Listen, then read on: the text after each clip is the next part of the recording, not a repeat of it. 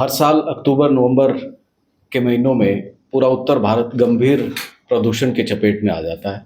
इस बार भी वैसी स्थिति है और ये कहा जाता है कि पराली जलने की वजह से जो पंजाब, हरियाणा में पराली जलती है, उसकी वजह से ये पॉल्यूशन पूरे उत्तर भारत में रहता है। सरकारें दावा करती हैं कि पराली जलने के जो मामले हैं, उनको कम करने के लिए पूरे प्रयास किए जा रहे हैं। किसानों की अपनी मजबूरियां हैं और लेकिन इसकी और क्या-क्या वजह हैं और पराली का प्रबंधन कैसे किया जा सकता है, इसको लेके अमर उजाला लगातार अभियान चलाता आ रहा है। उसी अभियान के सिलसिले में आज हम अलग-अलग जो क्षेत्रों के विशेषज्ञ हैं, कृषि विशेषज्ञ हैं, पर्यावरण विशेषज्ञ हैं, स्वास्थ्य के विशेषज्ञ हैं और जिन्होंने इस पर बहुत कुछ काम किया है, किसान नेता हमारे साथ हैं।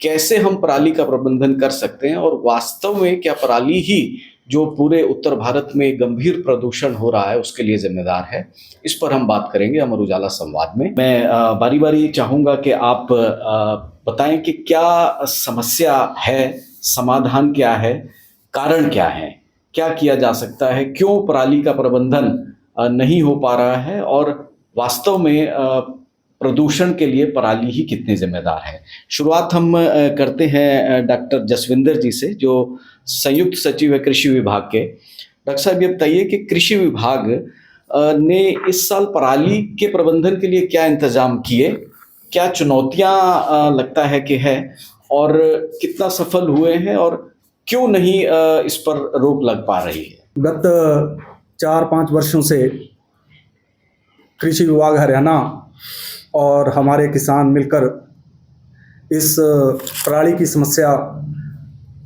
के निजात दिलाने के लिए कार्य कर रहे हैं और अवेयरनेस कैंपेन जो विभाग द्वारा चलाई गई और मशीनें जो अनुदान पर दी गई और उसके रिजल्ट हमें कागज़ पर तो दिख ही रहे हैं, फील्ड में भी नज़र आ रहे हैं। गत वर्ष की अपेक्षा इस साल, पिछले साल 15-11 तक जो पराली के जलने के जो मामले थे वो 1940 थे, मगर इस साल अभी तक जो पराली जलने के जो मामले हैं 1055 हैं। तो 50% यानी कि 50% की कमी गत वर्ष से इस साल देखने को मिली है। अगर हम उससे पीछे चले जाएं तो 2022 में 3149 मामले पराली जलाने के हुए थे। तो हर वर्ष हम पराली जलाने के जो मामले हैं उनमें कमी आ रही है और आज के दिन अगर हम देखें, बाकी सूबों से कंपेयर करें तो पंजाब में अभी तक 7864 मामले आए हैं पराली जलाने के, यूपी में 2561 आए हैं, राजस्थान में 1943 आए हैं और एमपी में 9600 आए हैं और हरियाणा में 1055 आए हैं। अगर हम आईसीआर की रिपोर्ट को देखते हैं उसके अनुसार ये मामले हैं। तो हरियाणा ने पराली जलाने के मामलों में बहुत कमी की है।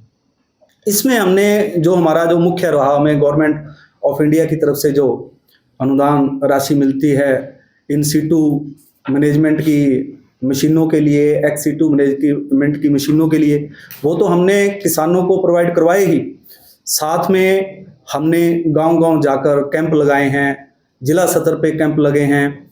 हमने जो हमारे किसान पराली प्रबंधन कर रहे थे उनको भी हमने दूसरे किसान जो पराली जला रहे थे, जिन गाँव में ज़्यादा पराली जलाने के मामले थे, जिनको हमने रेड जोन, येलो जोन और ग्रीन जोन में बांटा हुआ था, तो उन गाँव में हम उन किसानों को भी लेके जा रहे हैं कि वो पराली का प्रबंधन कैसे कर रहे हैं। और हमें हरियाणा के किसानों से भरपूर सहयोग मिला है और बहुत ही उत्साहवर्धक जो ये जो नतीजे आ रहे हैं, जो हमने 50% रिडक्शन की है पराली की, तो उसमें मशीनों के साथ साथ जो हरियाणा गवर्नमेंट ने 1000 रुपये पर एकड़, कोई भी किसान पराली को किसी भी तरीके से मैनेज करता है, चाहे वो उस पराली को अपने खेत में मिलाता है, चाहे वो उसकी बेल बना के किसी बाहर किसी इंडस्ट्री को जाता है, चाहे उसका पशु चारा बनाते हैं, तो उसके लिए 1000 पर एकड़ का जो अनुदान है वो हरियाणा सरकार की तरफ से दिया जा रहा है। इसके साथ साथ हमने फसल विविधीकरण के लिए हमारी जो स्कीम है मेरा पानी मेरी विरासत, उसमें भी 7,000 रुपये पर एकड़ जो है किसान को हम गवर्नमेंट की तरफ से दिया जा रहा है। इससे बड़े उत्साहवर्धक जो नतीजे आए हैं। और इसमें मैं एक चीज़ और ऐड करना चाहूँगा कि जो हम 1,000 रुपये पर एकड़ है, चाहे फार्मर को 50 एकड़ का है चाहे 100 एकड़ का है, कोई बंधन नहीं है। अगर वो 50 एकड़ का भी पराली प्रबंधन कर रहा है तो उसको 50,000 रुपये दिए जाएंगे। इस तरह हमने 15,000 रुपये रखा है गौशालाओं के लिए। अगर कोई गौशाला अपना पराली लेके जाना चाहती है तो उसको ट्रांसपोर्टेशन के लिए मैक्सिमम 15,000 रुपया हम देते हैं। DSR को भी हम बढ़ावा दे रहे हैं, 4,000 रुपये पर एकड़ उसमें भी दिया जा रहा है। तो उत्साहवर्धक हैं नतीजे। और जैसे कि पहले तो ये था कि हम इसको कैसे कम करें, मगर जैसा कि कुछ विशेषज्ञों ने भी कहा कि पराली को खेत में ही मिलाया जाए, इसके लिए हम ज़्यादा, ताकि जो भूमि की उपजाऊ शक्ति है वो भी बनी रहे। तो सरकार इस पे भी विचार कर रही है कि जो किसान इन सिटू मैनेजमेंट करे, पराली को खेत में ही मिलाए, उसको हम थोड़ा अनुदान बढ़ाएं।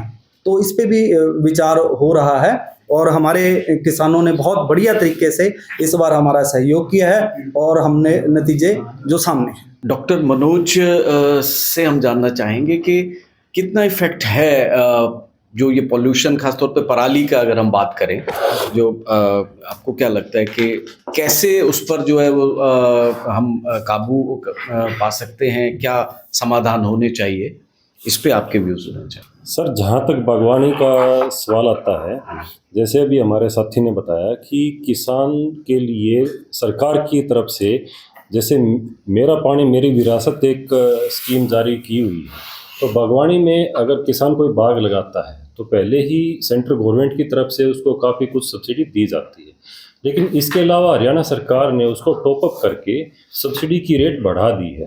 कोई भी किसान अगर बाग लगाता है, जैसे आप आम है, अमरूद है, लीची है, किसी तरह का बाग लगाता है, तो लगभग 43,000 प्रति एकड़ उसको सब्सिडी दी जाती है। लेकिन अगर मेरा पानी मेरी विरासत के 7,000 रुपये और जोड़ दे तो 50,000 रुपये प्रति एकड़ उसको बाग वहाँ पे पानी मिल जाता है, सब्सिडी मिल जाती है, ताकि वो इसको चेंज कर सकता। तो वो पैडी नहीं लगाएगा तो बाग लगाएगा किसान, तो ये एक उसको बेनिफिट मिल जाता है। इसके साथ साथ बाग के अलावा सब्जियां भी कोई किसान लगाता है तो 15,000 रुपये प्रति एकड़ के हिसाब से उसको सब्सिडी दी जाती है। और जो एक टाइम मैनेजमेंट है, इसको वो हम कवर कर सकते हैं। और बेटर न्यूट्रिशन है जो कि किसान की तरफ से एक आम आदमी को उपलब्ध हो पाता है।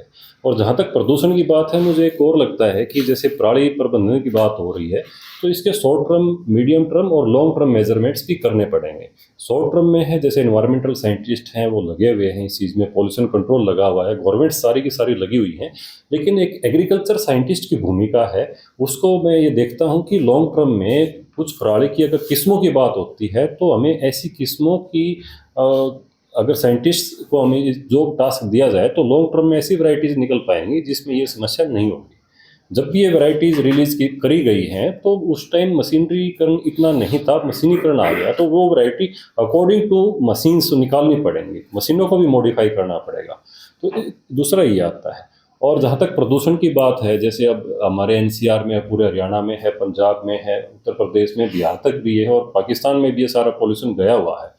तो ये पॉल्यूशन के लॉन्ग टर्म रीजंस है। अकेला पराली इसमें हम कंट्रीब्यूशन है, लेकिन पूरा अकेला पराली के कारण है ऐसा मुझे नहीं लगता है। इसकी हम बात करते हैं, इंडस्ट्री भी इसके लिए कहीं ना कहीं जिम्मेवार हो सकती हैं। और ट्रांसपोर्ट सिस्टम है, चाहे फॉसिल फ्यूल्स की बर्निंग है, तो बर्निंग के कारण ही धुआं निकलता है। तो अगर उसका कंस्टिट्यूशन देखा जाए, जो साइंटिस्ट हैं वो इस बारे में ज़्यादा बताएंगे, तो उसके कंस्टिट्यूएंट्स नाइट्रोजन, सल्फर डाइऑक्साइड है, कार्बन मोनोऑक्साइड है, कार्बन डाइऑक्साइड है, और भी कई तरह की चीज़ें हैं। लेकिन अगर पराली की बात करते हैं तो उसके कंस्टिट्यूएंट्स क्या हैं, उसके बिल्कुल अलग मिलेंगे, वो फॉसिल फ्यूल में नहीं आता है।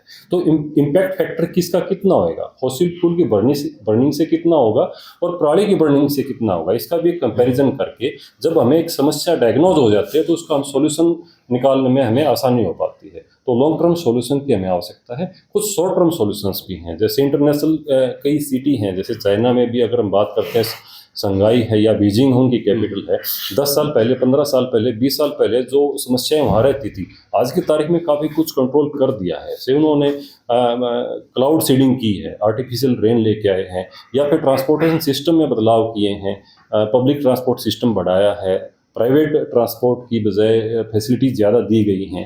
तो इस तरह के मेजरमेंट भी हैं, वो करके आगे इस मामले में बढ़ा जा सकता है। पॉल्यूशन डिपार्टमेंट से रविंद्र जी हमारे साथ हैं। जैसे आपने कहा कि इसमें साइंटिस्ट और उनका क्या वो है, पॉल्यूशन डिपार्टमेंट पर ही सारी उंगलियां उठती हैं कि देखिए ये कंट्रोल नहीं कर पा रहे हैं, या सुप्रीम कोर्ट ने भी अभी काफ़ी जब खिंचाई की तो वो सेंट्रल पोल्यूशन कंट्रोल बोर्ड की भी, और कहीं ना कहीं फिर जो राज्य का पोल्यूशन कंट्रोल बोर्ड है उस पर। तो क्या चैलेंजेस लगते हैं पोल्यूशन कंट्रोल बोर्ड को कि उनके सामने आ रहे हैं कि ये पोल्यूशन पर हम चेक नहीं रख पा रहे हैं? अगर ये पराली से ही सारा प्रदूषण नहीं है तो और क्या क्या फैक्टर्स हैं, और पोल्यूशन कंट्रोल बोर्ड की क्या उसमें अपना रोल पूरा निभाने में कहाँ उसको दिक्कतें आ रही हैं? As a pollution control board scientist मैं आपको ये बताना चाहूँगा इसके बारे में कि पोल्यूशन कंट्रोल बोर्ड का मेन रिस्पॉन्सिबिलिटी है to control pollution and take preventive and control measures. ये सारे के सारे जितने पोल्यूशन रिलेटिंग फैक्टर्स रहते हैं, इनमें जो अभी हम मेन जो डिस्कशन कर रहे हैं पराली के लिए, पराली एक फैक्टर है जिस पे सारी डिस्कशन चलती रहती है कि पराली को कैसे कंट्रोल करें, और उसके लिए उसमें CAQM की डायरेक्शंस पर बहुत सारी टीम्स बनी हुई हैं जिससे वो चेक करते हैं कि कोई पराली अगर जल रही है कहीं तो उसके ऊपर प्रिवेंटिव एक्शन हो। फॉर एग्जांपल उन पर FIR करवानी पड़ेगी, या उन पर फाइन लगेगा, प्रोसिक्यूशन करना पड़ेगा, या रेड बुक एंट्री करनी पड़ती है किसानों के लिए, सो दैट वो आगे उस पर पराली वगैरह ना जलाएं। ये तो एक फैक्टर हो गया। सेकंड फैक्टर और जो पोल्यूशन कॉजिंग एजेंट्स बोल सकते हैं, जैसे हम, या पोल्यूशन किस किस चीज़ों से होता है, उसमें एक मेजर रहता है कि कंस्ट्रक्शन एंड डेमोलिशन एक्टिविटीज़ या प्रोजेक्ट्स होते हैं। उसमें जो हाई लेवल पर प्रोजेक्ट्स बन रहे हैं जिसके अंदर कंस्ट्रक्शन हो रही है, जिसके अंदर सीमेंट और ये मिट्टी, ये सब जो यूज़ होता है, ये सारी के सारे प्रोजेक्ट्स भी कंट्रोल करने पड़ते हैं जब बहुत ज़्यादा AQI बढ़ जाता है। On the basis of AQI जितना भी एयर क्वालिटी इंडेक्स है वो बढ़ रहा है या घट रहा है, उसके बेस पर ग्रैप एक्टिवेट होता है हमारे हरियाणा में, पर्टिकुलरली NCR रीजन में। ग्रैप में रहता है ग्रेडेड रिस्पॉन्स एक्शन प्लान, उसमें सीरियल वाइज बहुत सारे एक्शंस लेते हैं। फॉर एग्जांपल स्टार्ट करते हैं अगर जैसे ब्रिकल्स वगैरह बंद कर देते हैं, और एंड तक जाके कंस्ट्रक्शन डिमोलिशन एक्टिविटीज़ बंद कर देते हैं। अभी आपने आज के अखबार में पढ़ा होगा BS3 petrol vehicles and BS4 diesel vehicles की एंट्री NCR वगैरह बंद कर देते हैं। ये वाला एक फैक्टर रहता है। और भी बहुत सारी चीज़ें रहती हैं। फॉर एग्जांपल इंडस्ट्रियल जो यूनिट्स होती हैं हमारी NCR रीजन में पर्टिकुलरली, वो सारी की सारी प्रॉपर्ली चेक होती हैं, इंस्पेक्ट होती हैं, और कोई भी पॉल्यूशन कॉजिंग पाई जाती है तो उस पर स्ट्रिक्ट एक्शन होता है। तो ये हमारे major control pollution control board करता है। कहीं ना कहीं ऐसा लगता है कि जब पॉल्यूशन हो जाता है उसके बाद ये जो प्रोएक्टिव स्टेप्स है ना, जिनके हो ही ना, जब ये बाद में जब ठीक है कि जब पोल्यूशन हो गया तब ग्रैब 3 लग गया या और मेजर्स ले लिए, लेकिन एक जो प्रोएक्टिव अप्रोच होता है कि वो हो ही ना, उसके लिए क्या कोई रोड मैप कोई इस तरीके का है पोल्यूशन डिपार्टमेंट का? बिल्कुल, उसके लिए भी हमारा रहता है। फॉर एग्जांपल जैसे विंटर्स आ रही हैं, अब पराली का ज़्यादा रहता है, तो उससे पहले ही हमारी डायरेक्शंस आ जाती हैं कि किस तरह से हमें एक्शन लेना है इन सब चीज़ों पर।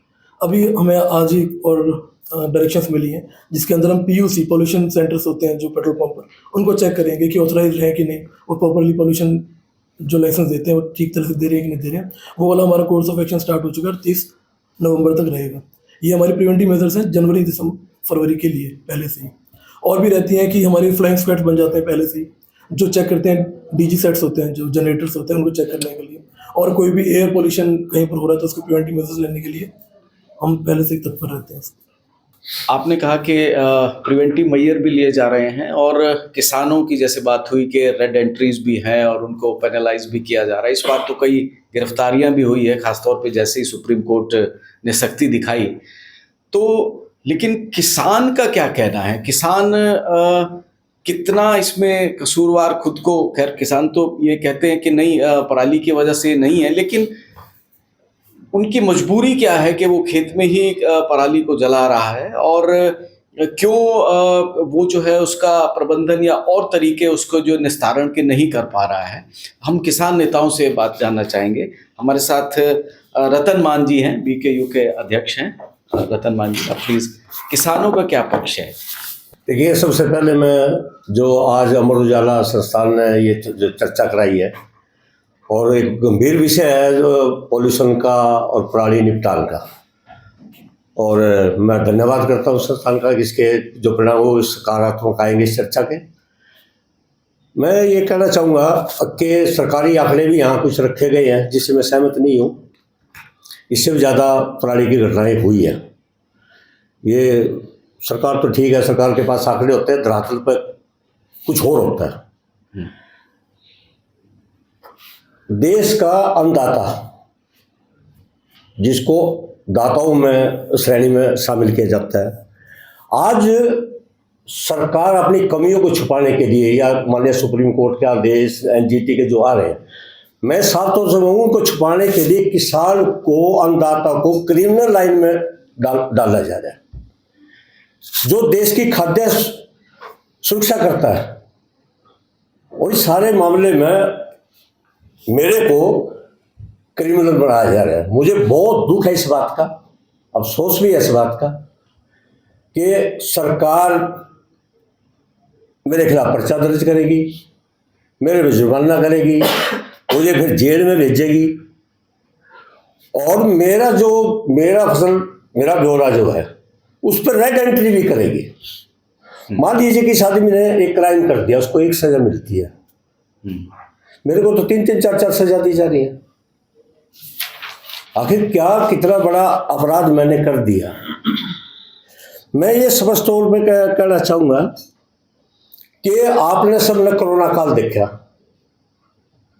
कोरोना काल में जब सब कुछ बंद था, डेड था सारा सिस्टम, खेती उस टाइम भी हो रही थी, लेकिन नीला आसमान और एकदम से हमने बचपन का दृश्य देखा। उस टाइम खेती हो रही थी, पराली भी जल रही थी। तो उससे आप तुलना कीजिए कि मेरे को क्यों क्रिमिनल, मेरे को क्यों अपराधी बनाया जा रहा है। आप उस सीन को याद करिए, बिल्कुल ये सारी सच्चाई सामने आ जाएगी। इतना ठीक है, अधिकारियों का अपने काम होते हैं, मैं उनको आलोचना नहीं कर रहा। अधिकारी अपना काम करते हैं, किन दफ्तरों में बैठ के करते हैं, किस स्थिति में करते हैं, वो करते रहते हैं। लेकिन कोई धरातल पे जाकर के 1-2 किले की खुद मैनेजमेंट पराली की करके दिखाए, तब पता चलेगा ये पराली क्या चीज है, किसान का इसमें कितना दोष है। एकदम खुल के आ जाएगी बात। मैं कुछ भी बोल सकता हूँ, अभी मैं भी अपने लेवल में कुछ भी कह सकता हूँ। 64% किसान 2.5 एकड़ तक के हैं, 64% कर लो आप। और इस पराली को समाधान, निपटान करने के लिए मुझे कम से कम 25 लाख रुपए की मशीनरी चाहिए, चाहे उसको पट्टी बारू में, चाहे उसको जो भी तरीका है करने का। और एक इतना छोटा किसान कहाँ से इतनी बड़ी मशीन लेके आएगा? अब उसे काम भी एक ही दिन करना है, 2 एकड़ का, 4 एकड़ का। वो बाकी टाइम में इतने बड़े उसका जो औजार हो उसका क्या करेगा? अब जो छोटा किसान किसी के पास जाता है कि मुझे भाई मेरे खेत में काम कर दो, पराली के जो गट्ठर बनते हैं उसके लिए 3 ट्रैक्टर, 3 औजार चाहिए। पहले उसको समेटेगा, फिर दूसरी ट्रैक्टर उसकी गांठें बनाएगा, तीसरा ट्रैक्टर उसको उठा के ले जाएगा। वो कहता है यार मैं तेरे 2 किले पे आऊंगा, वहां बात खड़े कर देता है। वो भी 10, 20, 30 एकड़ वाले को देखता है। हमारे जींद में हम डीडी के पास गए, वहां जो डिप्टी डायरेक्टर इकट्ठे हो गए, भाई कहाँ है वो, आपकी मशीनें हमें दो ना, आप बताओ ना, दिखो ना किसके पास ट्रैक्टर है, किसके पास हम जाएं। कोई हिसाब किताब नहीं है। तो मैं कहता हूं कि प्रदूषण के, मैं इस अपने माध्यम से कोई हम ही नहीं बना कोई अच्छी चीज है, नहीं, बिल्कुल नहीं होना चाहिए। सब नहीं पता है, स्वास्थ्य का असर पड़ता है, कई तरह का वातावरण भी खराब, सारी चीजें उसमें शामिल है। मैं ये भी समझता हूँ जलाने से खेती की उर्वरक धन खत्म होती है, ये सारी सच्चाई है। लेकिन मुझे आज कटाई करनी धान की, और ठीक 15 दिन के अंदर मैंने आगे गेहूं की बिजाई करनी, तो उस इतने जो सारा मेरे खेत में जो पड़ा हुआ है उसका निपटान करना किसान के बस की बात नहीं है इतने आसान तरीके से। अगर वो 10 दिन लेट हो गया तो उसकी वो फसल चली जाएगी, वो लेट हो जाएगी। मशीनें उपलब्ध नहीं है या मशीनों की अवेलेबिलिटी, मतलब अफोर्ड नहीं कर पाएगा किसान, दोनों दोनों चीजें? नहीं, हाँ दोनों चीजें हैं जी। मिल भी समय पे मिल भी नहीं रही उनको, और इतनी मतलब आर्थिक तौर पर किसान मजबूत नहीं है कि वो स्वयं का अपने वो खरीद ले, बहुत बहुत महंगी मशीनरी है। तो इस हालात में बेबस होकर के किसान फिर ये कदम उठाता है, वो अपने खेत में डरता है, घूमता है, वो घबरा जाता है बेचारा, अगर तेरी फसल नहीं हो तो वो अपने भविष्य को देखता है उसमें।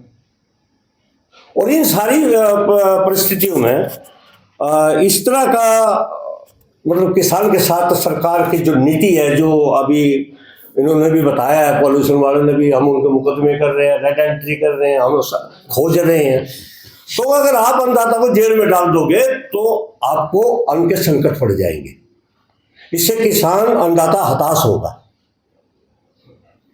तो इस सारे पूरे मामले में, पूरे एपिसोड में सरकार ने आगे आना चाहिए।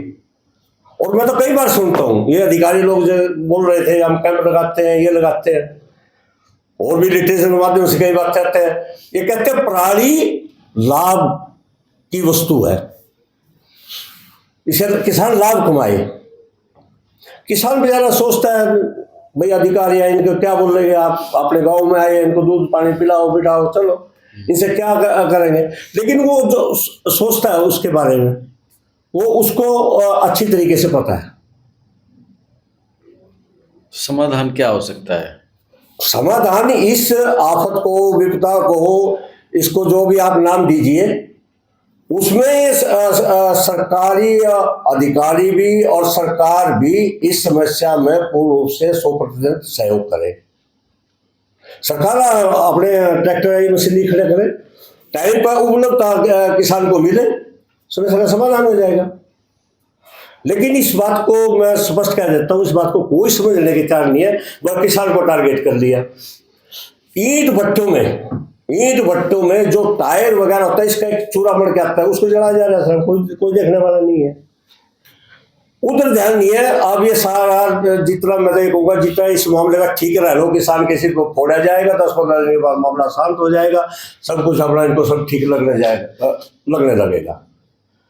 ये मामले कम आए हैं, मामले बहुत ज्यादा है, मैं उसको ज्यादा उसमें किसको कहूँगा, मामले बहुत ज्यादा है, बहुत सारी उसमें बातें हैं। तो मैं तो ये कहूँगा, इसको राष्ट्रीय आपदा मान करके, इसको संकट मान के सरकार पूर्ण रूप से एक किसान का, क्या होता है 1000 रुपये दे रहे हैं किसान को, 1000 रुपये में तो उसको उठाएगा कैसे? अगर किसान उठा ले उसको रखेगा कहाँ जा करके? कितना होना चाहिए फिर? नहीं, कितना वाले नहीं है, पहले तो इसमें मतलब संसाधन उपलब्ध कराए जाए भारी मात्रा में, और जो हमारा प्रदेश का कृषि विभाग है उसकी जिम्मेवारी ले, इसकी पूर्ण रूप से जिम्मेवारी ले। और किसान जितना भी है, हम तो पूरा सहयोग करने के लिए तैयार है, हमें मशीन मिल जाए और मैं रिटर्न और मैं अगली फसल पर अपना काम शुरू कर दूं। मैं तो इस रूम में रहूँ। मैं फिर ये निवेदन चर्चा के माध्यम से दोबारा टाइम होगा, किसी इशू को होगा, मैं ये जरूर कहना चाहूँगा, क्योंकि मैं बोल रहा हूँ तो मेरा मन भी अंदर से दुखी है, क्योंकि मैं हर रोज किसानों के बीच में रहता हूँ, हर रोज छोटे अन्य वो सारे मुद्दे भी हम सरकार, अभी भी हम मुख्यमंत्री के आवास पर गए थे कुछ क्षेत्र में, हमने कहा मुख्यमंत्री, चलो और नहीं आए अलग बात है, मुख्यमंत्री जी बिजी हो सकते हैं, लेकिन मेरे लिए तो वो भी उपलब्ध नहीं है। तो हम तो कहते हैं सरकार हमारी मदद करे, आंकड़े उकड़ों को छोड़कर, आंकड़ेबाजी में कुछ नहीं रखा, धरातल पाइए, हम भी सहयोग करेंगे, पूर्ण रूप से सहयोग करेंगे, एक किसान आपका सहयोग करेगा। और मैं फिर ये बात कहना चाहता हूँ कि कोई किसान मतलब पॉल्यूशन की हामी नहीं करता कि अच्छी चीज़ है, समझता वो भी है। इस मजबूरी को ध्यान में रखते हुए किसान की सभी, मैं तो कहूँ सभी ने मिल करके किसान की इस संकट में मदद करनी चाहिए। मेहताब जी, आप कुछ कहना चाहेंगे किसानों के ऊपर? बाकी कह तो सब कुछ दिया ही है जी, बाकी तो कुछ रहा नहीं। इसमें तो सबसे अच्छा यही है कि पराली को खेत में ही दफन किया जाए, उससे हमारी खेत की ताकत भी बढ़ेगी और उसका सलूशन भी हो जाएगा। तो किसान को ही करना है, किसान को करना है। किसान के पास अगर साधन होंगे तो कर पाएंगे। अब कितने % किसान ऐसे हैं जो अपने आप इस सारे साधन को लेके कर पाएंगे? वही 15-20 लाख से ज़्यादा का कम से कम इसके पर खर्च है, और वो 1 किले वाला या 2 किले वाला कैसे कर पाएगा इस बात को? और दूसरी चीज़ अब मैं कहना चाहूँगा, वैसे वो इश्यू नहीं है, FPOs हैं, FPOs क्यों फेल हुए हमारे, बताओ, FPO पास हैं क्या? अब FPO में क्या क्या, जिम्मेदार तो एक आदमी है और यूज़ सब करेंगे, तोड़ के चीज़ रख दी या कुछ हो गया, आज मैं गन्ना बो रहा हूँ, मैं गन्ने पे काम कर लूँगा, कल मैं दूसरे मैंने उसमें 100 मेंबर या 200 मेंबर या 500 मेंबर बढ़ाने हैं, उनको मैं कैसे गन्ने पे रखूँ? कल को दूसरी चीज़ आ जाएगी, उसको जहाँ फ़ायदा लगेगा वहाँ चला जाएगा। तो ये इस तरह की स्कीम में कोई बता दो, अगर फ़ायदा होता तो FPO सब पास हो जाते। अब देखो कितने % FPO पास हुए हैं। तो स्कीम इस तरह की बनाई जाए जो सीधा पर्सनल उस पर मिले, कंबाइंड ना मिले। तो अब मैं अगर कोई टूट होगी किसी चीज़ की, मैं उसको ठीक भी करा लूँगा। अगर मैंने तोड़ के रख दिया, अभी पीछे पंचायत में कोऑपरेटिव सिस्टम में कुछ सामान भेजे थे सरकार ने, मैं नहीं कहता है नहीं भेजे, जैसे पुलाव भी भेजा था और 1-2 चीज़ें और भी भेजी थी, लेकिन क्या है, मैं ले गया, मैंने काम कर लिया, अगर वो टूट गया तो डाल दिया, उसके बाद ठीक कौन कराए? कोई बजट नहीं, कोई कुछ नहीं, कोई सिस्टम नहीं उसका। ये इस तरह की जब तक रहेगी तो ये पॉसिबल नहीं है। पर्यावरण विभाग से हैं, क्या ऐसे ही रहा तो कितना खतरा बढ़ जाएगा, क्या समाधान होगा? देखिए, मैं सभी की बातें सुन रही थी और पिछले कुछ सालों से पराली जो है एक गंभीर पर्यावरणीय मुद्दा बन चुका है और इसमें सारे स्टेक होल्डर्स उनको एक साथ मिलके काम करने की आवश्यकता है, क्योंकि जो हम बात कर रहे हैं, जब भी हम पराली बर्न करते हैं, पराली बर्न उस वक्त होती है जिस वक्त हमारी एटमॉस्फेरिक कंडीशंस भी ऐसी होती हैं कि पोल्यूशन लेवल जो है वो प्रॉपर डिस्पर्स नहीं हो पाता और एकदम से कंसंट्रेशन बढ़ जाती है उस एरिया में। एयर पोल्यूशन की प्रॉब्लम काफ़ी ज़्यादा होती है, सॉइल पोल्यूशन की प्रॉब्लम काफ़ी ज़्यादा होती है, प्लस जो हमारी उसकी जो बात कर रहे थे कि न्यूट्रिशनल वैल्यू भी काफ़ी हद तक अफेक्ट होती है। परंतु हमारे इस वक्त जो हम चर्चा करने बैठे हैं, हमारा मेन मुद्दा ये है कि पराली इतनी गंभीर समस्या क्यों बनी, क्योंकि पिछले बहुत सालों में ये प्रॉब्लम इतने लेवल पे नहीं थी, जो पिछले 5-6 सालों से हम बहुत ज़्यादा इसके ऊपर एफर्ट भी लगा रहे हैं, डिस्कशन भी कर रहे हैं, क्योंकि बार बार बात हो रही है कि पाकिस्तान की तरफ हमारा धुआं जा रहा है, वहाँ पोल्यूट हो रहा है, पाकिस्तान कह रहा है पंजाब की तरफ रिवर्स वाइस वर्सा है। उससे बड़ी बात NCR में बार बार जैसे ही अक्टूबर-नवंबर का महीना आएगा, एकदम से सब लोग जाग जाएंगे कि पराली पराली पराली। बहुत सारे फैक्टर्स हैं, पराली एक कंपोनेंट है, उतना ज़्यादा मैं नहीं कह सकती हूँ, क्योंकि इंटरनल कई सारे फैक्टर्स हैं। अक्टूबर-नवंबर में मौसम का एक रोल है, हमारे इंटरनल जो व्हीकुलर मूवमेंट काफ़ी हद तक बढ़ती है, बायोमास बर्निंग होती है, ये सारा एक इम्पैक्ट इस लेवल तक चला जाता है कि धीरे धीरे वो आपके गले तक आता है और जैसे ही पराली बर्न हुई वो आपके एकदम सिर के ऊपर निकल जाती हैं चीज़ें और फिर हम सब जागते हैं एकदम से। तो एग्रीकल्चरल डिपार्टमेंट काफ़ी चीज़ें कर रहा है, नो डाउट हरियाणा में आंकड़े कम हैं पराली को बर्न करने के एज़ कम्पेयर टू पंजाब, वो एक अच्छी चीज़ है।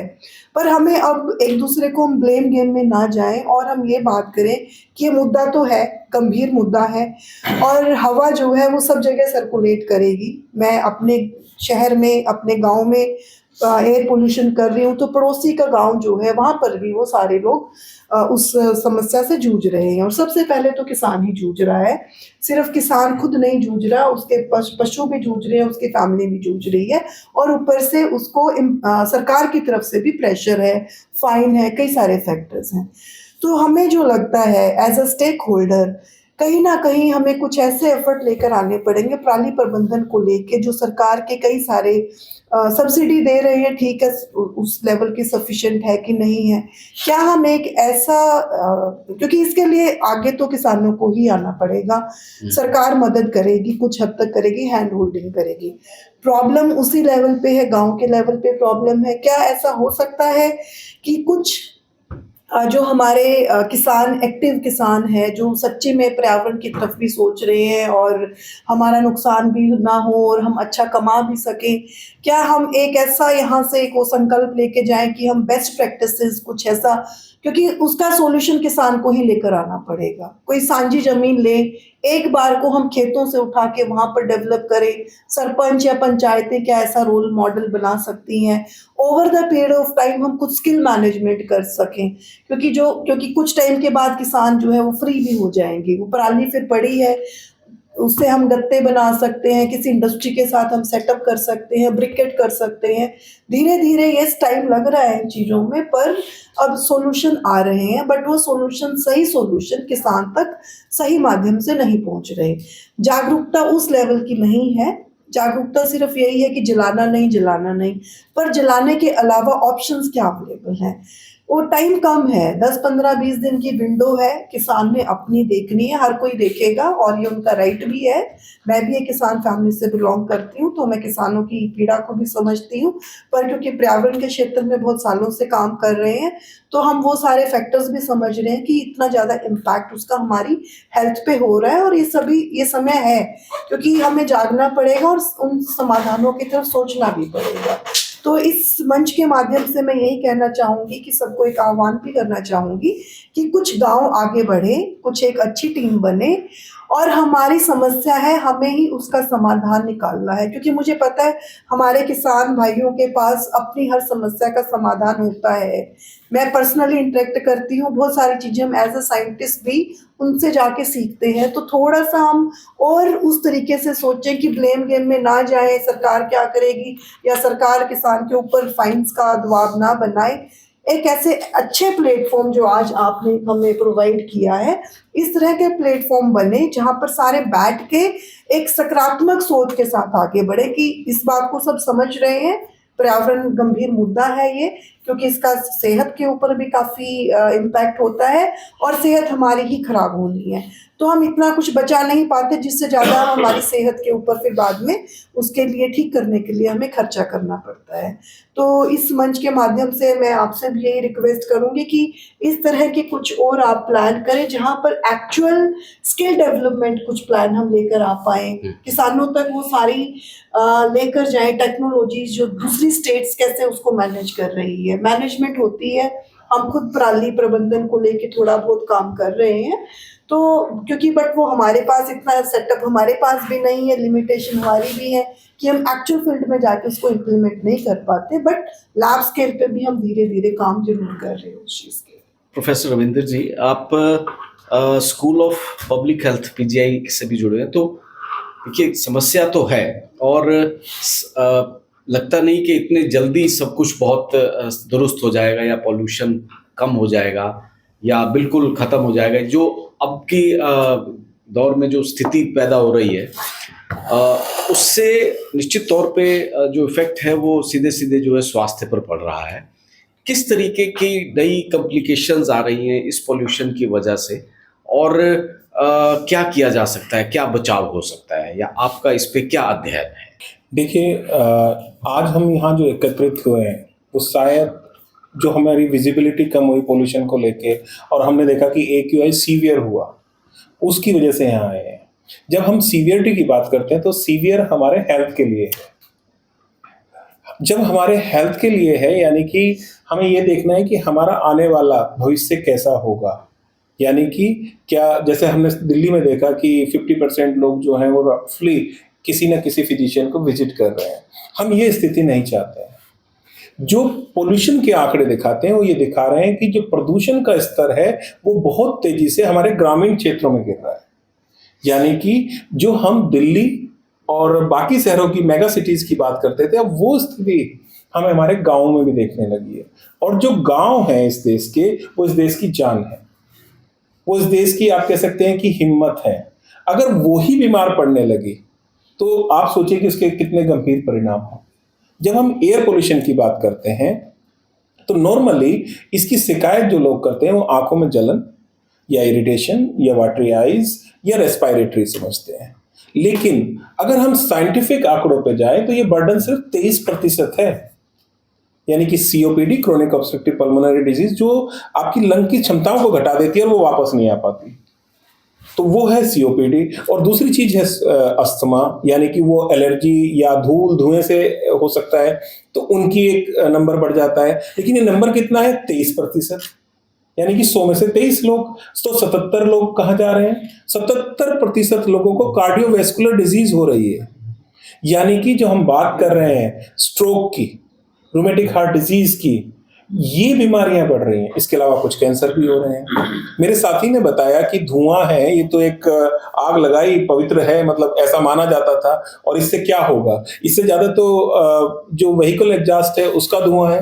तो सर, व्हीकुलर एग्जॉस्ट के धुएं को 2013 में ही WHO ने कार्सिनोजेनिक डिक्लेयर कर दिया था, यानी कि नॉन ह्यूमन कार्सिनोजन। इसकी भी 4 कैटेगरी होती है और इसकी सबसे ऊंची कैटेगरी में है। इसीलिए डीजल एग्जॉस्ट पे धीरे धीरे कर्व किया जा रहा है। अब बात करें कि तो ऐसा पराली में क्या है? सर, पराली में हम पेस्टिसाइड भी स्प्रे करते हैं, हम उसमें फर्टिलाइजर भी स्प्रे करते हैं, और ये जो पेस्टिसाइड है, पेस्ट प्लस साइड मतलब उसको किल करने के लिए, हो सकता है कम मात्रा में हो, लेकिन जब वो एटमॉस्फेयर में आता है तो एटमॉस्फेरिक रिएक्टिव की वजह से इतना टॉक्सिक बन जाता है। हमारे एक साथी रिसर्चर ने दिखाया कि ये साइनाइड के डेरिवेटिव के इक्वल उसमें पाए गए हैं। तो आप सोचिए कि कितना खतरनाक होगा। उसी तरह से जब बाकी डीजल भी मिला और ये भी मिला, तो ये सारे मिलके हमारे स्वास्थ्य को नुकसान पहुंचा रहे हैं।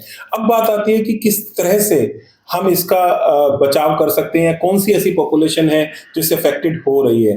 तो हमें ये भी देखना है कि हमारे बच्चे, बिकॉज उनका जो ब्रीथिंग रेट होता है या उनकी बिकॉज ऑफ हाई एक्टिविटी वो काफ़ी हाई होता है। इसके अलावा हमारे एल्डरली, जो बुजुर्ग लोग और जो प्रेग्नेंट वुमेन है, ये एक वनरेबल पॉपुलेशन में आते हैं और उनको इससे बहुत ज़्यादा खतरे की संभावना रहती है एक सामान्य व्यक्ति के मुकाबले।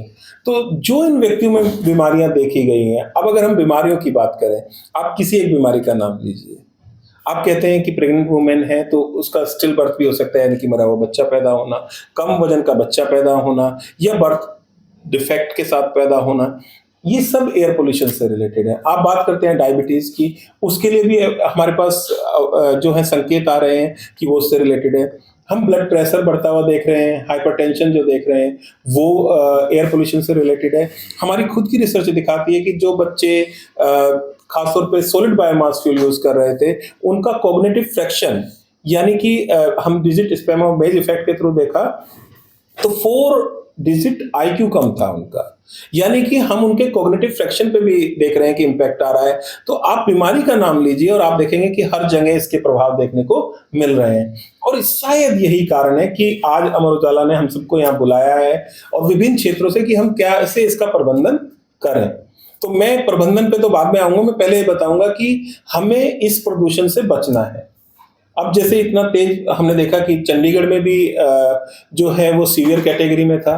ये चंडीगढ़ और दिल्ली की बात नहीं है। चंडीगढ़ और दिल्ली के बीच जो आता है वो हरियाणा और पंजाब के शहर आते हैं।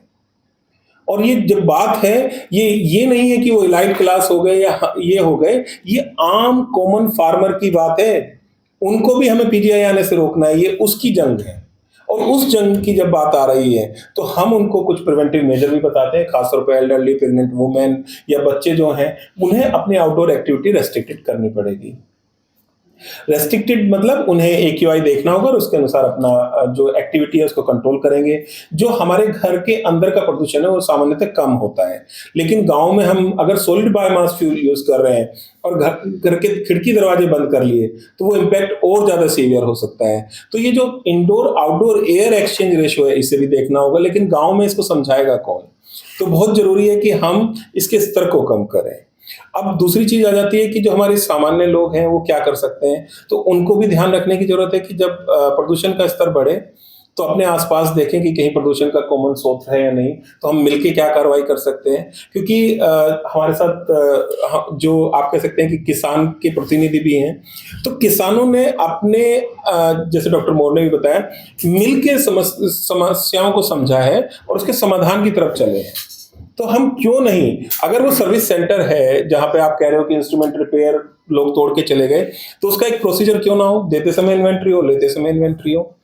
क्यों नहीं, अगर हम बात करें कि फायर काउंट की, हम सिर्फ 40% की गिरावट ही क्यों देख पाए? 1000 रुपये हमने प्रति एकड़ दिए, बहुत अच्छी बात है, लेकिन ओवरऑल हमारा भी गोल है और सरकार का भी गोल है कि फार्मर की इनकम बढ़ाई जाए। तो जितने भी यहाँ प्रतिनिधि हैं, हम फार्मर इनकम और उनका लिविंग स्टैंडर्ड कैसे बढ़ाएं ताकि उन्हें ये काम करना ही ना पड़े, उस पर क्यों नहीं चर्चा कर रहे हैं, उसको कैसे लास्ट माइल कनेक्टिविटी के रूप में देख पा रहे हैं, तो हम उस पर क्यों नहीं सोच रहे हैं। क्योंकि अल्टीमेट गोल क्या है कि जैसे ही फार्मर की इनकम बढ़ेगी, जैसे ही फार्मर की अफोर्डेबिलिटी बढ़ेगी और ये जो इश्यूज हैं इन पे एक सजग चर्चा जैसे कि आज के माध्यम के द्वारा आ रही है वो निकल के आएगी, और जो लोकली अडेप्टेबल सॉल्यूशन है, यानी कि हम कह रहे हैं कि यूथ जो है उसको एम्प्लॉयमेंट नहीं है, तो डॉक्टर मोर ने बताया कि क्यों नहीं हम उसके जो इनोवेटिव सेंटर हैं, आपने 1 महीने के लिए आपके पास ये पराली आ रही है, तो क्यों नहीं हम इस यूथ को इन्वॉल्व करते पूरे साल के लिए। ठीक है, हम अदर इनिशिएटिव दे रहे हैं, आपको पता ही है जैसे कि एक्स-सिटू इनिशिएटिव है, इन-सिटू इनिशिएटिव है, तो उसमें लोकल यूथ को एंगेज ज़्यादा किया जाए और जो हमारी एम्प्लॉयबिलिटी है उससे वो बढ़ेगी, और जब ये होगा तो ये जिम्मेदारी का एहसास भी आएगा कि ये प्रदूषण करता है। एक और चीज़ मैं कहना चाहूँगा कि इस दौरान खाली पराली ही नहीं, जैसे आपने कहा, हमारी एग्रीकल्चर एक्टिविटी, चाहे वो कटाई हो, वो बुआई के लिए खेत तैयार करना हो, वो भी कंट्रीब्यूट करती हैं, बट वो एसेंशियल एक्टिविटी है। लेकिन पराली जलाना जो है वो नॉन एसेंशियल है, मतलब उसके बिना जलाए भी हमारा काम चल सकता है, इसलिए उसके ऊपर थोड़े प्यूनिटिव एक्शन लिए गए हैं। बट सरकार की कोशिश प्यूनिटिव एक्शन की नहीं थी, सरकार ने कोशिश क्या की, पहले 1000 रुपए पर हेक्टेयर देने की थी, प्लस उसका आपका जो क्रॉप रेजिड्यू उसको खरीदने की भी थी। इंडस्ट्री को कहा कि आप इसको जो है अपने जहां कंबशन में यूज कर सकते हो उसको करिए। उन्होंने जो है उसके लिए अगर आप देखेंगे कि फ्यूल प्लांट लगाने की कोशिश की, उन्होंने जैसे बताया फ्यूल पैलेट बनाने की बात की, उन्होंने जैसे हमारे यहाँ ये बोर्ड ऊपर दिख रहे हैं इनको बनाने के लिए रिसर्च इंडस्ट्री को मोटिवेट किया। तो ऐसा नहीं है कि एक सेक्टर इसके लिए रिस्पॉन्सिबल है जो सोल्यूशन आइडेंटिफाई करेगा, वेरियस सेक्टर, चाहे वो एनजीओ हो, चाहे वो इंडस्ट्री हो, चाहे वो इंस्टीट्यूशंस हो, चाहे वो गवर्नमेंट मैकेनिज्म हो, सबने मिलकर इसके लिए प्रयास किए हैं। हाँ, ये जरूर है कि हमारे ये प्रयास उस स्तर पर नहीं आ रहे हैं, और शायद यही कारण है कि 10 में से 7 मौतों का जो कारण है वो एयर पोल्यूशन बन रहा है। और जैसे मैंने बताया, air pollution is the second major risk factor for stroke, यानी कि जो हम सडन कार्डिक डेथ देख रहे हैं उसका एक कारण है। तो आइए मिलके इस पे चर्चा करते हैं और सोचते हैं कि किस तरह से ये जो हेल्थ पे होने वाला बर्डन है और जो हमारी इकोनॉमी को हम इम्प्रूव कर सकते हैं उसको कैसे सुधार की तरफ लेके जाएं। जी प्रोफेसर सुरेंद्र, आपने काफ़ी कुछ वो हैजर्ड्स बताए और वाकई भयावह सी स्थिति है कि अगर इसी तरीके से पोल्यूशन रहा, लेकिन कुछ सॉल्यूशंस भी जो आपके हैं कि यूथ को कैसे एंगेज किया जा सकता है या किसानों की कैसे मदद की जा सकती है। अब मैं डॉक्टर वीरेंद्र लाठर जी से जानना चाहूँगा, आपका काफ़ी अध्ययन रहा है, आपने काफ़ी रिसर्च किए हैं, ICAR में, पूसा में भी रहे हैं, आपने सारे पहलू सारे पक्ष से सुन लिए, किसान का भी और कृषि विभाग का भी, हॉर्टिकल्चर का भी, पर्यावरणविद क्या कह रहे हैं वो, और क्या लगता है लाठर साहब के किसान की एक अपनी मजबूरी है और कहीं ना कहीं जैसे इन्होंने कहा कि करना ये फिर भी किसान को ही है। स्थिति भयावह होती जा रही है, कंट्रोल में नहीं है, सुप्रीम कोर्ट भी बेशक कह रहे हैं, लेकिन सरकारों क्यों नहीं वो इस पे नियंत्रण कर पा रही हैं। क्या होना चाहिए और क्या हम सिर्फ पराली तक ही इस प्रदूषण को मान के चलें कि पराली से ही है, या जैसे आपने अभी बातचीत में हमारी हो रही थी कि और भी कई फैक्टर्स हैं। तो ओवरऑल इस सिनेरियो में आप क्या देखते हैं, क्या वजह हैं, क्या समाधान हो सकते हैं और कहाँ हम जो है जिसको कहते हैं कि सही डायरेक्शन में नहीं है, इस पे मैं आपके व्यूज जानना चाहूँगा। सर ऐसे है कि मैंने सभी के विचार सुने हैं, खासतौर से कृषि विभाग वाले के विचार भी सुने हैं, बहुत लंबे लंबे दावे किए गए हैं। पहली बात, पराली दहन सत्य है, पराली दहन से प्रदूषण भी सत्य है, इसके बारे में कोई चर्चा करने की जरूरत नहीं है, क्योंकि 2 सत्य तो सबको मानने पड़ेंगे। जी। उसके बाद सबसे बड़ा सत्य क्या है, पराली दहन और पराली प्रदूषण को रोकने के लिए समाधान जो दिया गया है वो व्यवहारिक नहीं है। सरकार पिछले 6 साल से लगी हुई है, खासतौर से खट्टर साहब ने मेरा पानी मेरी विरासत, क्रॉप डाइवर्सिफिकेशन, उसके बाद CRM के रूप में एक्स-सिटू सॉल्यूशन, इस पे ज़्यादा नहीं तो हरियाणा में अकेले में 1000 करोड़ से ज़्यादा खर्च हो चुके हैं, 1000 करोड़। और नतीजा ठन ठन गोपाल। अब तक किसी भी प्रयास का कोई नतीजा नहीं आया है। सिंपल सा डाटा है, हरियाणा पंजाब में 30 मिलियन टन पराली एनुअल पैदा होती है, 300 करोड़ क्विंटल, और एक्स सीटू से हम लोग 6 मिलियन टन पराली का मैनेज कर पा रहे हैं, यानी मात्र 20%। तो बाकी 80% पराली कहाँ जा रही है? उसमें से 10% पराली इन सीटू मैनेज की जा रही है, तो बाकी 70% पराली दहन से ही समाधान चल रहा है। अब सरकार के बड़े बड़े दावे हैं कि ये कम होगी, ज़्यादा होगी, ऐसा कुछ नहीं है। सच्चाई ये है, पिछले 5 या 6 साल के सरकारी प्रबंधन लगभग ना के बराबर है, अव्यवहारिक है। क्योंकि सरकार क्या कह रही है, एक्स सीटू मैनेजमेंट के लिए हमने 80,000 मशीनें दे दी, उन 80,000 मशीनों में से कहीं कोई काम नहीं कर रही है। आप पूरे हरियाणा में आपका बड़ा अमर उजाला बड़ा समूह है, अपने पत्रकार को, अपने करस्पॉन्डेंट से बोलिए, देखिए कहाँ पे चल रही है मशीनें।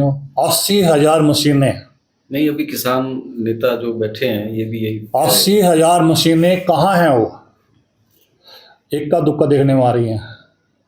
उसके बाद बात आती है 30 मिलियन टन पंजाब हरियाणा में जो पराली आपको मैनेज करनी है, 300 लगभग 300 करोड़ होगी आपकी, 30 करोड़, हाँ 300 करोड़ के। तो उसके जो बंडल बने कहाँ रखेंगे हम? और जो मैडम ने कहा बड़ी अच्छी बात कही है कि शॉर्ट विंडो है हमारे पास। किसान को धान कटाई से लेके अगली फसल की बुआई के लिए 15 से 20 दिन का कुल समय है। तो 30 मिलियन टन पराली पंजाब हरियाणा में 20 दिन में मैनेज करना, एक्स-2 मैनेज करना इम्पॉसिबल है। तो सरकार को पहले व्यवहारिक समाधान पे आना पड़ेगा, अव्यवहारिक पे नहीं है। 80,000 मशीन की आपने सब्सिडी दे दी, किसानों को दिखा भी दी फाइलों में, वो सब फाइलों में है, वो किसान के खेत में नहीं है, वो सिर्फ फाइलों तक ही समाधान है। और इसीलिए पोल्यूशन नहीं रुक पा रहा है। डाटा बताया गया है साहब जी का कि पोल्यूशन वहीं खड़ा भी है। दूसरी बात आती है पराली के पोल्यूशन को लेके हम ओवर एस्टिमेट कर जा रहे हैं, प्रेस भी, सरकार भी, सुप्रीम कोर्ट भी। डॉक्टर साहब एक मिनट, मैं पहले जो आपके पहले पॉइंट पे आता हूँ, तो आपने कहा ना कि मैनेजेबल ही नहीं है ये मतलब है, तो फिर क्या, फिर समाधान उसी पे आ रहा हूँ, उसी पे आ रहा हूँ। पहली बात जो रिपोर्टिंग पराली कंट्रीब्यूशन के लेके, पोल्यूशन कंट्रीब्यूशन लेके हो रही है, that is over report. Indian institute of tropical metrology, जिसकी ड्यूटी गवर्नमेंट ने लगा रखी है मॉनिटर करने के लिए, उसका अपना ग्राफ ये कहता है कि 1 अक्टूबर से लेकर 31 अक्टूबर तक पराली का कंट्रीब्यूशन मात्र 5% था, मात्र 5%। तो हम 5% के लिए शोर मचाए जा रहे हैं, 95% के बारे में तो नहीं सोच रहे हम लोग। 1 नवंबर से लेके 15 नवंबर तक पराली का कंट्रीब्यूशन 20 से 25% है, 75% के बारे में क्यों नहीं हम सोच रहे हैं? तो हम बार बार किसान को खलनायक बनाने के लिए, मान साहब ने ठीक कहा है, अन्नदाता को खलनायक मत बनाइए। खलनायक बनाएंगे तो क्या होगा? राष्ट्रीय खाद्य सुरक्षा को खतरा हो जाएगा। हम 1965 में एक दाने अनाज के लिए अमेरिका पे डिपेंडेंट थे, आज हम एक्सपोर्ट कर रहे हैं। किसकी वजह से कर रहे हैं? किसान की वजह से कर रहे हैं। उस किसान की वजह से जो आपको धान और गेहूं देता है। पिछले साल गेहूं के टोटल प्रोक्योरमेंट जो सरकार ने की है 26.6 मिलियन टन की है, उसमें से 19.8 million tonne contribution Punjab Haryana के किसानों का है। 80% कंट्रीब्यूशन सेंट्रल पूल में पंजाब हरियाणा किसानों का है। उसी किसान को हम खलनायक के तौर पे पेश कर रहे हैं। कोर्ट भी कर रहा है, सरकार भी कर रही है, प्रेस भी कर रही है इसको। तो सबसे पहले मेरी सबसे रिक्वेस्ट ये है, खासतौर से प्रेस से, किसान को खलनायक के तौर पे पेश मत कीजिए। वो अन्नदाता है, राष्ट्रीय सुरक्षा का सबसे बड़ा प्रहरी है। नहीं, ऐसा लगता है ना कि इसी सीजन में पराली भी जलाई जाती है आप और वाली इसी बात- सीजन में जी पोल्यूशन भी बढ़ता है, तो सब उसको सीधे सीधे उससे जोड़ लेते हैं कि ये पराली की ही वजह से हो रहा है। यही मैं प्रेस से यही रिक्वेस्ट करने आया हूँ कि कम से कम इस फैक्ट को क्वांटिफाई कीजिए। क्वांटिफाई करने की बात क्या है कि Indian institute of tropical management का जो मेट्रोलॉजी का डाटा है, 31 अक्टूबर तक का कंट्रीब्यूशन पराली का मात्र 5% है। 1 नवंबर से लेके 15 अक्टूबर तक का जो कंट्रीब्यूशन है वो मात्र 26% है। तो मेजर पार्ट उसका नहीं है, मेजर पार्ट दूसरे फैक्टर का है।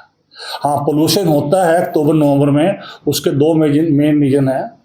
पहला रीजन है विंड वेलोसिटी का कम होना, क्योंकि मॉनसून वापसी से हमारे सिस्टम मॉनसून का जो इस तरह का बना हुआ है, जब भी मॉनसून वापसी होगी जो नॉर्मली 5 अक्टूबर से होती है हमारे यहाँ, तो विंड वेलोसिटी आपकी less than 5 kilometre per hour आ जाती है। मेन रीजन ये है कि जो पराली स्प्रेड हो, पोल्यूशन स्प्रेड हो सकता था वो लोकलाइज हो जाता सारा। दूसरा, हिमालय पे बर्फबारी शुरू हो जाती है, टेम्परेचर लो हो जाता है, तो जैसे टेम्परेचर लो आता है तो ये प्रॉब्लम बढ़ जाती है। पोल्यूशन पहले से ही है, व्हीकल और इंडस्ट्री से 70 से 80% पोल्यूशन पहले ही है, उसके घनत्व बढ़ जाता है और घनत्व बढ़ने के बाद सभी लोग शोर मचाना शुरू करते हैं। अब सवाल है कि व्यवहारिक सलूशन क्या है। साहब जी बैठे हैं एग्रीकल्चर डिपार्टमेंट से, इनके लिए ज़्यादा रिक्वेस्ट है कि ex-situ कोई समाधान नहीं है, बहुत ही पार्शियल समाधान है, तो स्थायी समाधान नहीं हो। पराली को खेत में मिलाना ही स्थायी समाधान है, जिसके बारे में सरकार ने और एग्रीकल्चर डिपार्टमेंट ने कोई सीरियस अटेम्प्ट अब तक नहीं किया। जो आप मैडम ने कहा किसान ही करेगा, किसान करेगा खेत में पराली को दबा के। अब वो क्यों नहीं कर पा रहा है? बात बड़ी सिंपल सी है, भाई किसान को करना और नहीं कर रहा हो तो क्यों नहीं कर पा रहा है? उसके लिए मेजर फॉल्ट है कंबाइंड हार्वेस्टर डिजाइनिंग में। अभी हमारे जो सारे कंबाइंड हार्वेस्टर हैं वो पराली को बिना काटे ही पीछे फेंकती रहती है। वो इतना बड़ा बंडल हो जाता है, किसान के लिए उसको कलेक्ट करना है तो लेबर लगानी पड़ेगी, प्रति एकड़ 4000 रुपये खर्चा आता है उसको कलेक्ट करने के लिए, वो किसान नहीं करना चाहता। उसके बाद क्या है कि आप उसमें अगर हैरो चलाना चाहें, प्लोइंग करना चाहें तो वो नहीं काम करेगी, आपकी ऑपरेशन नहीं हो पाएगा आपका। तो इसलिए इम्पोर्टेंट क्या है, सरकार ने 5 साल पहले भी कोशिश की थी कंबाइंड हार्वेस्टर के लिए SMS system, straw management system compulsory किया जाए, और अब तो सुपर स्ट्रा मैनेजमेंट सिस्टम आ चुका है जिससे पराली छोटे छोटे पार्ट में कट के गिरेगी। तो सरकार को कानूनी तौर पे हर एक कंबाइंड हार्वेस्टर को सुपर SMS सिस्टम लागू करना चाहिए। उससे जो पराली छोटे पार्ट में गिरेगी, उसके बाद किसान MB प्लो, मोल्ड बोल्ड प्लो से मिट्टी को पलट के पराली को खेत में दबा देगा। ये है एक स्थायी समाधान, जिसके लिए सरकार को प्रोएक्टिव होके काम करना पड़ेगा। सबसे पहले सरकार को क्या करना होगा, सभी कंबाइंड हार्वेस्टर के रजिस्ट्रेशन ब्लॉक लेवल पे एग्रीकल्चर डिपार्टमेंट के यहाँ रजिस्ट्रेशन होने चाहिए, कंपलसरी होने चाहिए, और केवल उन्हीं कंबाइंड हार्वेस्टर को परमिशन दी जाए जिस पे सुपर SMS सिस्टम लगा होगा, बाकी को परमिशन नहीं होनी चाहिए। और जो सरकार ने स्कीम रखी है वो 1000 रुपये प्रति एकड़ हम मैनेजमेंट देंगे, वो तो कम है, उसको 2000 रुपये करें तो किसान किराए पे MB प्लो लेके पराली को दबा देगा। तो उस हालत में उसको अगर 1 हफ्ते का टाइम भी मिलेगा तब भी इसको मैनेज कर लेगा। इतना करने के बाद, 2 काम करने के बाद, कंबाइंड हार्वेस्टर पे सुपर SMS और 2000 रुपये किसान को मेरी फसल मेरे ब्यूरो के हिसाब से देने के बाद, तब किसान अगर पराली दहन करता है तो सरकार मुकदमा नहीं, उसको अरेस्ट भी करेगा। तो ये जो अरेस्ट करने, फाइन करने वाली बातें तब आएंगी, पहले सरकार व्यवहारिक समाधान लेके आए। पहले बिना समाधान ले सिंपल से एग्जांपल है, एक इंसान है, भूख लगी है उसको, पैसे उसके पास है नहीं, साधन नहीं है, तो रोटी के लिए क्या करेगा वो? ये तो मांगेगा या चोरी करेगा वो। जब चोरी करेगा तो क्या है, चोरी क्राइम है, उसको आप अरेस्ट नहीं कर सकते ना कि जी आपने चोरी कर ली, उसके लिए मजबूरी है ये चोरी करना। तो इसलिए किसान के साथ ये मजबूरी ये है, व्यवहारिक समाधान कोई है नहीं, तो पराली जलाना उसकी मजबूरी है, खास तौर छोटे किसान के लिए। अगर मेरी फसल मेरा ब्यौरा प्रोग्राम के अंतर्गत जो किसान रजिस्ट्री करवाई है, उस पे किसान को 2000 रुपये सरकार अक्टूबर के महीने में हार्वेस्टिंग से पहले ये पैसा ट्रांसफ़र कर दे, वो मैनेज करेगा उसके बाद। तब उसके बाद अगर वो पराली दहन करता है, आप उसको अरेस्ट कीजिए, जेल में डालिए उसको। पहले समाधान लेकर आइए, व्यवहारिक समाधान लेकर आइए, तब कार्रवाई कीजिए। इन्होंने कहा कि 1000 रुपये पर एकड़ का बताया जो लाठर साहब ने। 20 लाख एकड़ जो फसल है वो लास्ट ईयर 167 करोड़ रुपया फार्मर के अकाउंट्स में गया है। इस साल बात करिए सर, इस साल के आपके रजिस्ट्रेशन जो है 1.5 लाख एकड़ की है टोटल।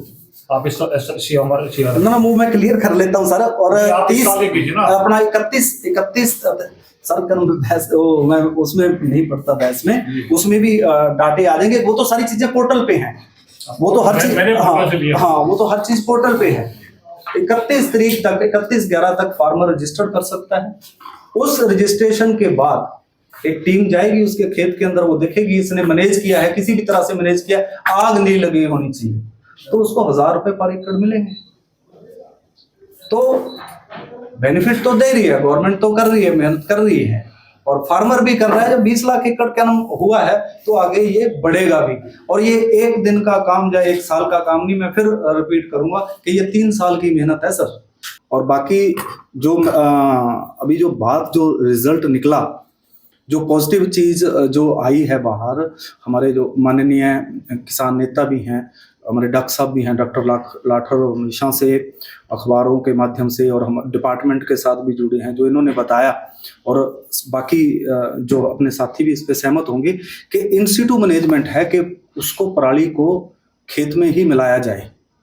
ये अगर ये हो जाता है, क्योंकि अब जो बेल हैं, अब धीरे धीरे बेलर बढ़ते जा रहे हैं डॉक्टर साहब, और वो बेल को रखने की जगह, और फिर वो हमारे पास फैक्ट्रीज भी नहीं है कि वहाँ वो खप जाए, तो फिर आफ्टर ऑल फिर उसको पराली को यानी कि मैनेज करके बेल बना के फिर फैक्ट्री के अंदर जलाने से अच्छा है कि हम उसकी खाद बनाएं और वो उसी में रहे। और डॉक्टर साहब मैं आपको बताना चाहूँगा कि हमारा प्रपोजल है कि किसान को 3000 रुपये पर एकड़ अगर वो इंस्टीट्यूट मैनेजमेंट करता है ना, तो हाँ, तो ये प्रयास कर रहे हैं अगर सरकार ने ये प्रपोजल स्वीकार किया। और दूसरा जो है हमारा कि अभी से अगर हम स्टार्ट हो जाए, जो डेमोस्ट्रेशंस हैं अभी हर गांव में, जैसे आपने एमबी प्लो है, ठीक है, भी फार्मर को दिखाएं, जो फार्मर जिस किसान के खेत में अगर हम वो करके दिखाएं, उसको कुछ ना कुछ 5-4 हज़ार रुपए की मदद मिल जाए। कि अगर उसको शुरू में डॉक्टर साहब लॉस भी हो जाता है, जो नई टेक्नोलॉजी आती है, नया काम करता है तो लॉस भी हो जाता है, तो हम प्रयास कर रहे हैं कि इन सिटू मैनेजमेंट को बढ़ावा दिया जाए। 3000 अगर देते हैं ना सर इंस्टीट्यूट के लिए जी, तो I can sure this house आपने अभी 90% किसान मैनेज कर लेंगे। 90% किसान मैनेज, 10% तो लेथार्जिक होते हैं, वो तो कभी नहीं कर पाएंगे, लेकिन 90% पराली मैनेज हो जाएगी। कुल मिलाकर एक बहुत ही सार्थक चर्चा रही, जिसमें हम ये मान के चल रहे हैं, निकल के आ रहा है कि समाधान तो है, लेकिन जैसा अभी हमारे साथी अजय जी ने भी कहा कि संसाधन कहीं ना कहीं कम है। और जो संसाधनों की बात की कि किसान प्रबंधन तो कर सकता है, उसको अगर थोड़ा सा उसको जो राशि दी जाती है वो बढ़ा दी जाए। 1000 जो अभी दी जा रही है, लाठर साहब ने कहा कि उसको 2000 किया जाना चाहिए, लेकिन जैसा जसविंदर जी ने कहा कि 3000 तक भी उसको करने की जो है वो कोशिश की जा रही है। दूसरा ये कि जो पराली है उसको खेत से उठा के कहीं और उसका जाके निस्तारण किया जाए, उससे बेहतर विकल्प यही है कि पराली को खेत में ही उसको जो है वो मिला दिया जाए, और उसके लिए जो उपयुक्त मशीनें हैं वो उपलब्ध हों, किसानों की मदद की जाए, तब जाके जो है पराली का सही मायनों में प्रबंधन किया जा सकता है। अन्यथा ऐसे ही प्रदूषण होता रहेगा और जैसा बताया गया कि कितने उसके दुष्प्रभाव सेहत पर हैं, न सिर्फ इंसानों पर बल्कि पेड़ पौधों पर भी और बल्कि जो फसलें हैं उन पर भी। कुल मिलाकर एक अच्छी एक चर्चा रही जिसके हम समाधान हमने कुछ निकाले हैं और हम कोशिश करेंगे कि इसको हम जो है वो अथॉरिटी तक पहुंचाएं। अमर उजाला की ओर से बहुत बहुत धन्यवाद करता हूं। नमस्कार। अगर आप ये वीडियो YouTube पर देख रहे हैं तो हमारे चैनल को सब्सक्राइब करें और बेल आइकन को दबाना ना भूलें। अगर आप Facebook पर ये वीडियो देख रहे हैं तो हमारे पेज को लाइक करें।